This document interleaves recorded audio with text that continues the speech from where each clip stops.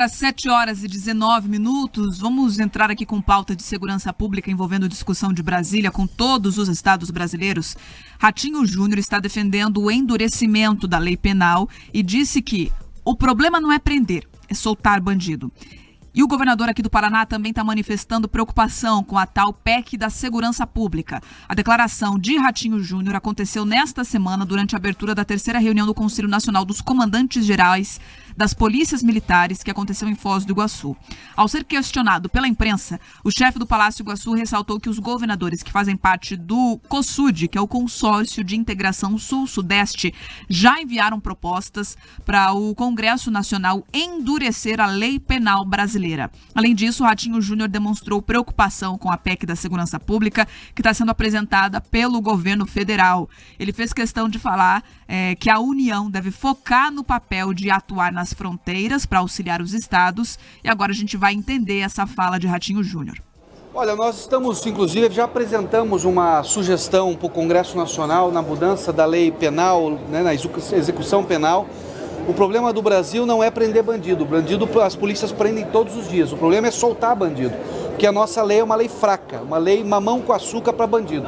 Então, o que nós estamos propondo, nós, os governadores, em especial do Sul e Sudeste, através do consórcio do COSUD, o qual eu sou presidente, é justamente ter leis mais duras para os bandidos, né? Não é possível uma pessoa que mata alguém pega 8 anos de prisão, mas com 1 ano já está liberado. Então, quer dizer, o problema não é prender bandido, isso a polícia faz todos os dias. O que nós temos é que ter leis mais pesadas, severas contra os criminosos.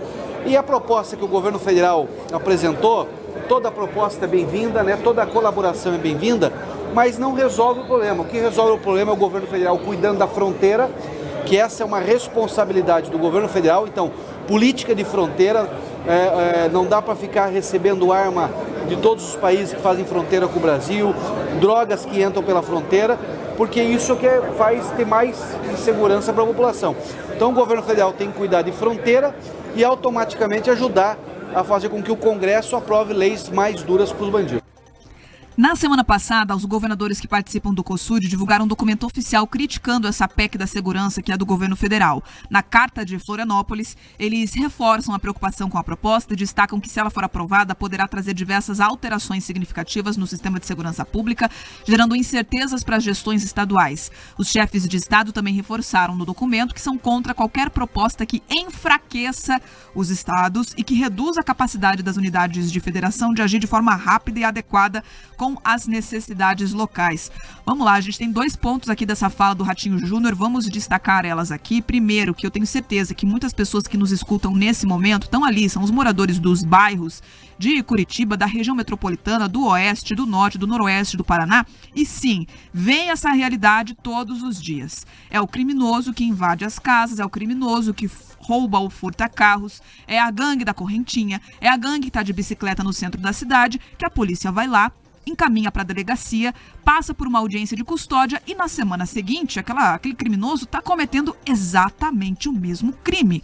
Acredito que vá de encontro com isso essa preocupação dos governadores que fazem parte do COSUD sobre esse endurecimento da lei penal, porque a gente vê muitas vezes a polícia enxugando o gelo. Ah, mas não tem lugar para colocar essas pessoas no sistema carcerário. Construa mais espaço, habilite gestões que possam, de fato, auxiliar que a segurança pública que é feita nas ruas permaneça depois lá com as decisões do judiciário. A gente está falando de criminosos reincidentes. Não é o sujeito que foi lá, roubou a galinha porque estava passando fome. A gente está falando de criminosos reincidentes que muitas vezes cometem esses crimes porque tem alguma ligação com o tráfico de drogas, seja com o tráfico ou como usuários. E a segunda questão, Pedroso, para já partir para você também a discussão, é essa relacionada, né, ao texto do Ministério da Justiça, que quer emplacar ali algumas mudanças e até trazer uma federalização maior da segurança pública. Hoje a gente tem os estados com maior autonomia para fazer a gestão das suas polícias militares e também ter essa competência relacionada à legislação. Só que aí o governo federal quer ele mesmo determinar as diretrizes gerais para a segurança pública, incluindo o sistema penitenciário. Os governadores são contrários a isso. E também um outro ponto dessa PEC coloca uma ampliação do poder da Polícia Federal para atuar nos estados e também cria a chamada Polícia Ostensiva Federal, que substituiria a Polícia Rodoviária Federal. Então a gente não teria mais uma polícia exclusiva para trabalhar com rodovia, mas sim a Polícia Ostensiva Federal, que teria que dar conta de rodovias e também de um trabalho ostensivo de policiamento pelos estados. É o governo federal querendo expandir o cobertor dele pelos estados, mas existe uma posição bem contrária aí por parte dos governadores que compõem o COSUD. A turma de Brasília, aí eu vou começar pela segunda parte, como a Bia trouxe, eles querem centralizar cada vez mais o poder na mão deles. Não faz sentido nenhum. Segurança pública hoje é responsabilidade e atribuição dos estados. Perfeito. Quanto mais autonomia os estados tiverem, melhor serão as coisas. Só que tem um problema, você tem um descasamento. Hoje, a responsabilidade de segurança pública, de policiamento ostensivo, da polícia jurídica, da polícia que investiga, estão todos os estados. Agora, a autonomia de legislar sobre aspectos penais é federal. Ou seja, você tem uma série de benefícios, você tem uma série de proteções aos bandidos que os estados não conseguem resolver. E daí você chega lá em Brasília, você tem deputados de todas as cores, ideológicas, antes que alguém venha falar besteira para mim. Então você tem deputado de todas as cores ideológicas. Você tem deputado que adora bandido, você tem deputado que é ligado à milícia, você tem ligados à questão do crime organizado, ao tráfico de drogas, você tem de tudo. Daí quando você discute qualquer possibilidade de alterar o Código Penal para deixar mais dura a situação, daí o pessoal passa a mão na cabeça do bandido.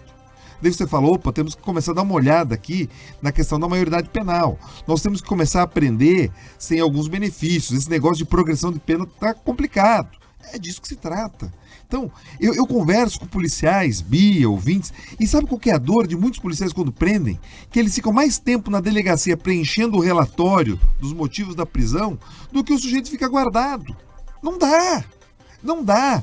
E daí é o seguinte, você desmotiva. Porque vira piada. Vira piada. O policial já conhece o bandido, daí ele fala, não vou prender. Daqui a pouco vai estar solto de novo. Daí você vê os problemas se acumulando. Você percebe que boa parte da população em situação de rua, que se acompanha andando Curitiba fora, tá lá com a tornozeleira. Daí ficam achacando. Eu passava no centro, via essas pessoas que eles dizem que estão indo pedir, mas eles estão achacando, chegando em mulheres, chegando em jovens, ali pressionando, pedindo alguma coisa. Tornozeleira eletrônica. Daí você vai tentar descobrir o que é. Gente condenada. Não dá. Não dá. Enquanto não resolver essa questão da impunidade, a gente vai continuar, como disse a Bia aqui, enxugando gelo. E vamos além. Sabe, o Brasil, e às vezes tem uma turma ali que bate no peito, Bia, e fala, a gente cuidou da soberania nacional lá com Elon Musk, a gente tem que cuidar da soberania nacional. A gente tem dentro do território brasileiro territórios que não são controlados pelo Estado, que são controlados pelo crime organizado. Em algumas regiões do Brasil, a gente já pode dizer que existe um narco-estado. A gente está perto de ficar, sabe, a gente assistia aquela série Narcos, daqui a pouco vai dar daquele jeito. Sabe, a turma controlando tudo. Aqui em Curitiba tem algumas células que estão ficando parecidas. Sabe, mas por quê? Porque você não consegue ter um combate efetivo. Daí voltando, conectando os pontos. Vamos lá, daí o governo federal quer cuidar agora de tudo isso. Eles não cuidam das fronteiras. A gente percebia o antigo ministro da Justiça, agora ministro do Supremo Tribunal Federal, entrando em território conflagrado, controlado pelo Comando Vermelho. E estava tudo bem. Estava tudo bem. Mas espera aí, ele passou em regiões do Rio de Janeiro que tem barricada. Gente, pegue o absurdo disso. Tem estradas, ruas bloqueadas no Brasil, controladas pelo crime organizado, pelo tráfico de drogas. Enfim, o governador Ratinho Júnior acerta. A turma lá em Brasília, eles não querem resolver. Eles querem parecer resolver para tentar colocar alguma coisa no horário eleitoral.